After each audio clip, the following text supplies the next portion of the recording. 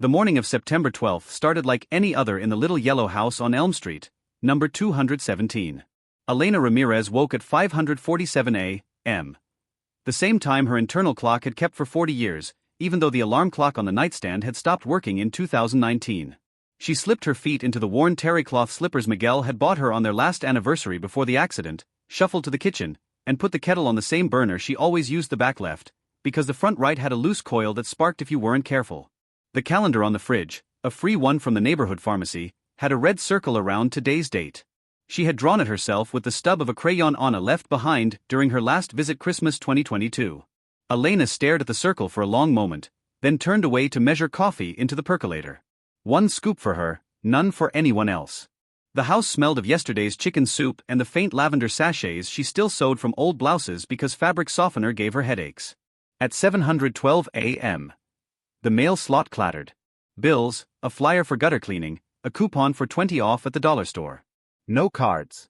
She had stopped expecting birthday cards after the first year Miguel Jr. forgot, then the second when Sophia sent a text that said "Happy Birthday Mom," with no punctuation and a single balloon emoji.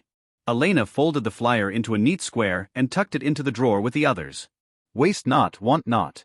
She took her coffee to the front porch, the one with the cracked wicker chair and the pot of geraniums that refused to die no matter how little water she remembered to give them. The street was quiet except for the sprinkler across the way and the distant bark of Mrs. Chen's poodle. Elena sipped slowly, watching the Alvarez boy Timmy. She thought his name was, ride his bike in lazy circles on the sidewalk. He waved. She lifted her mug in return.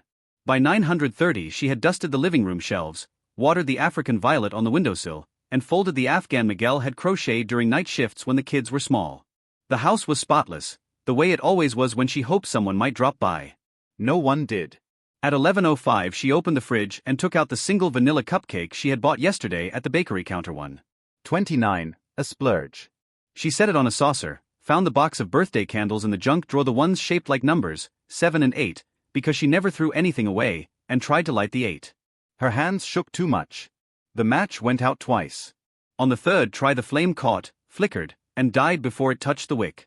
Elena stared at the unlit candle for a long time, then blew anyway, closing her eyes. Let them be happy, she whispered, the same wish since 1986. She wrapped the cupcake in a paper napkin yellow with tiny roses and slid it onto the second shelf next to the Tupperware of chicken she had cooked Sunday, hoping Carlos would call and say the grandkids wanted abuela's soup. The phone stayed silent. Across the hedge, Timmy Alvarez dropped his bike and peered through the slats. He had seen Mrs. Ramirez carry grocery bags that were too heavy for weeks now, had watched her sit alone on that porch every morning like a statue in a museum. His own abuela, Rosa, had died the previous February, and the memory of her empty chair at Sunday dinner still made his throat tight. The sight of the solitary cupcake, the trembling hands, the whispered wish something snapped inside the 11-year-old like a rubber band pulled too far. He checked his pockets. 9.47 in crumpled bills and quarters earned from mowing Mrs. Henderson's lawn and walking Mr. Patel's beagle. Enough. He pedaled hard to the corner store, the one with the flickering open sign and the cat that slept on the ice cream freezer. Inside, the air smelled of hot dogs and bleach. He marched to the bakery case. Chocolate cake, please. The small round one. That's $8.99, the clerk said. Timmy added a pack of trick candles, the kind that relight themselves for 48 cents. Perfect. He didn't tell his mom. He just balanced the cake box on the handlebars, walked the bike the last block so the frosting wouldn't slide, and rang Mrs. Ramirez's doorbell at 6:17 p.m. sharp. The door opened a crack. Elena's eyes, cloudy with cataracts but still sharp, widened behind her glasses. Feliz cumpleaños, DOA Elena, Timmy said, cheeks flaming. I saw the candle didn't work. These ones do. He thrust the cake forward like a peace offering. For a moment she only stared at the boy, at the cake, at the 5 mismatched plates in the cabinet she hadn't touched since last Christmas. Then her face crumpled, not with sadness but with something softer. She stepped aside. Come in, Mijo. Well, need milk. They ate on the porch because the kitchen table felt too big for two. Timmy blew out the trick candles 6 times before they finally stayed out each time they relit. Elena laughed the way she used to when Anna tried to blow bubbles and ended up with soap in her hair. Between bites, Elena told stories how Carlos once tried to help by ironing his school shirt and melted the collar, how Sophia organized a neighborhood talent show at age 9 and charged admission in nickels, how Miguel Jr. built a treehouse that collapsed the first time Lucia climbed it.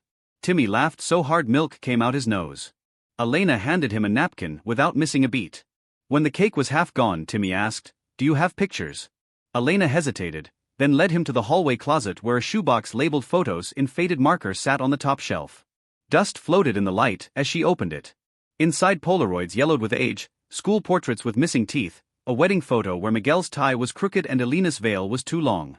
Timmy traced the faces with a sticky finger. "You were pretty," he said. "I was tired," Elena corrected, but she was smiling. At 803 p.m. Timmy's mom, Marisol, appeared at the gate, arms crossed. "Timothy Joseph Alvarez, you have some explaining." She stopped when she saw the cake crumbs, the lit candles, Elena's face glowing in the porch light. Marisol's eyes filled. She stepped forward and hugged Elena so hard the older woman's glasses fogged. "I'm so sorry," Marisol whispered. "We should have." Elena patted her back. "You have a good boy. That's enough." But it wasn't enough for Marisol. That night, after Timmy was asleep, she scrolled through her contacts and made 5 phone calls. The next morning, Elena woke to her landline ringing, something that hadn't happened since the telemarketers gave up. She shuffled to the kitchen, heart pounding for no reason she could name. "Hello?" A pause, then a familiar baritone cracked with static. "Mom? It's Carlos. Timmy's mom just called me. I'm an idiot. I'm coming over with the kids. Be there by noon. Don't eat lunch, Sophia's bringing tamales."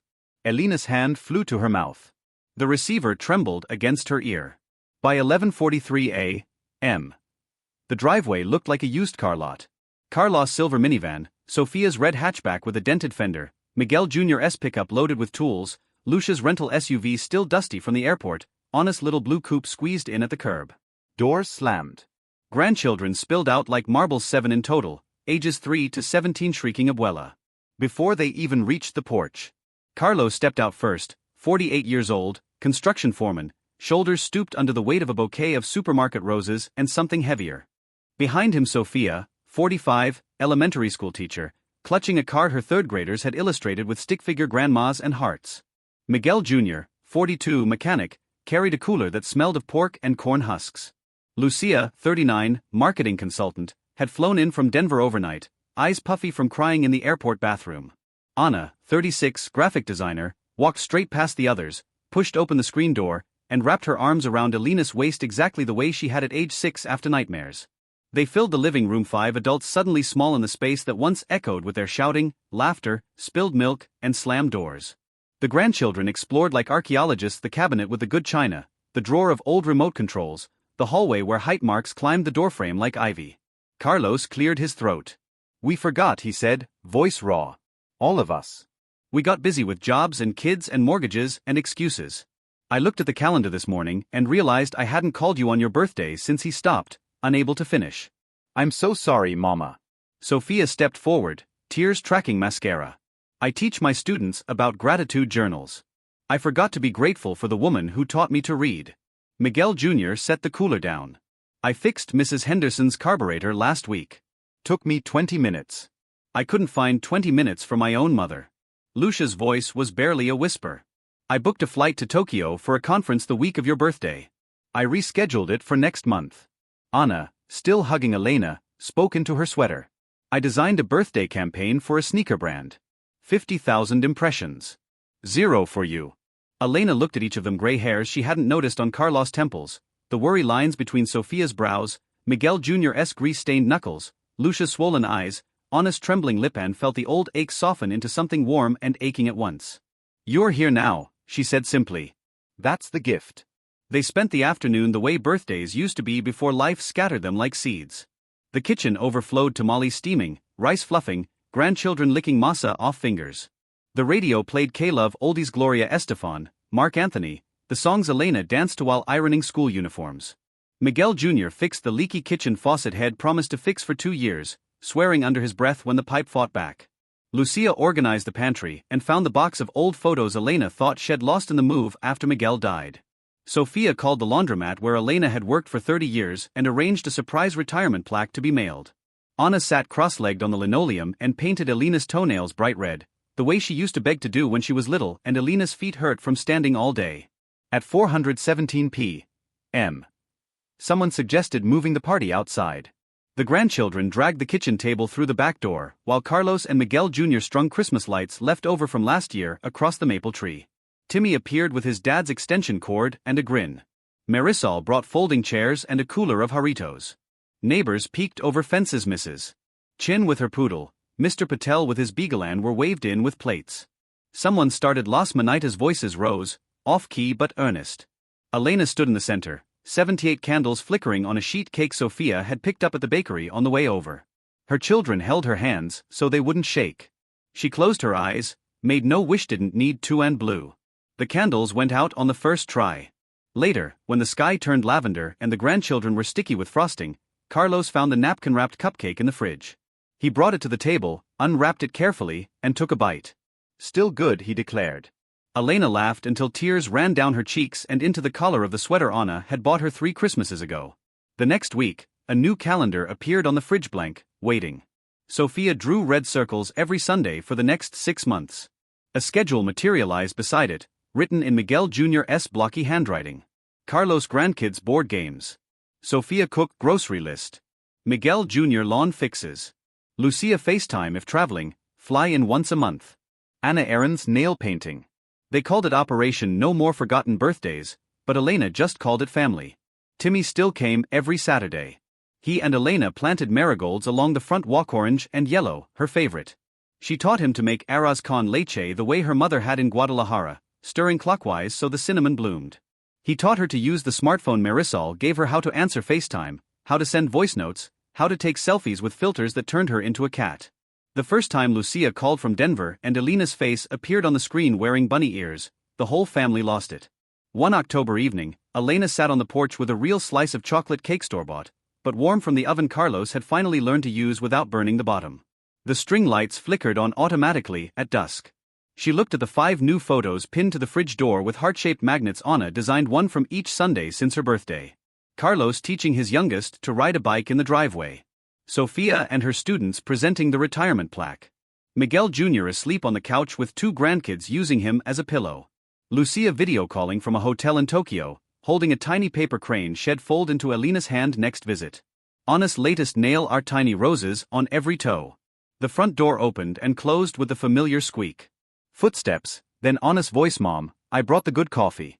And I booked us pedicures for Saturday, me treat. Elena smiled, took another bite of cake, and felt the house breathe around her, full, noisy, alive. She no longer whispered wishes over unlit candles. She didn't need to. Across the hedge, Timmy waved from his bedroom window, holding a new pack of trick candles. See you tomorrow, Abuela Elena. She waved back with chocolate on her fingers, smiling the way only someone who was never truly alone again could smile. The yellow house on Elm Street hosted its first block party in 30 years. Tables stretched from Elena's porch to the curb. Tamales, lumpia from the Patels, kimchi from the Kims, and Elena's famous flan that wobbled like jelly but tasted like heaven. The grandchildren organized a 3-legged race. The adults judged a salsa contest. Timmy, now 12, won first place for Abuela's secret recipe salsa mild, because Elena couldn't handle spice anymore. At 847 p.m., Carlos stood on a lawn chair and clinked a Jarrito bottle with a spoon. The crowd hushed. 1 year ago, he began, a little boy reminded 5 grown adults what family means. We thought we were too busy, too far, too important. We were wrong. This party isn't just for Mom's 79th birthday. It's for every day we get back. He raised his bottle. To DOA, Elena, and to Timmy, the best neighbor a grandma could ask for. Cheers erupted. Elena, wearing the new dress Anna had picked out, soft blue, with pockets, stood between her 5 children, Timmy on her lap, and blew out 79 candles in one breath. The trick ones relit 3 times. Everyone sang until their voices cracked. Later, when the streetlights buzzed on and the last paper plate was tossed, Elena sat on the porch steps with Timmy. Fireflies blinked in the hedge. You know, she said, when I was your age, I thought growing up meant leaving people behind. You showed me it means coming back. Timmy shrugged, embarrassed. I just didn't want you to eat cake alone. Elena kissed the top of his head. Mission accomplished, Mijo. Inside, the fridge hummed, full of leftovers and love. The calendar showed red circles stretching into next year and the year after that. The house on Elm Street was no longer quiet. My name is Elena Ramirez. I am 79 years old. I raised 5 kids alone after their father died in a factory accident when the youngest was 3. For one terrible year, they forgot my birthday and me. But an 11-year-old boy with 9.47 and a chocolate cake reminded them what matters. Now every Sunday the house fills with noise, tamales, and toenail polish. The candles always relight, but the love stays lit. If this story touched you, leave a comment. Who is the elder in your life who deserves a cake and a call? Have you ever been the child who came back or the neighbor who stepped in? Tell me your city, your promise, your recipe for flan. And if redemption and second chances move you, subscribe. There are countless more tales of love that refuses to forget. A warm hug to every caregiver, every Timmy, every heart that circles a date in red.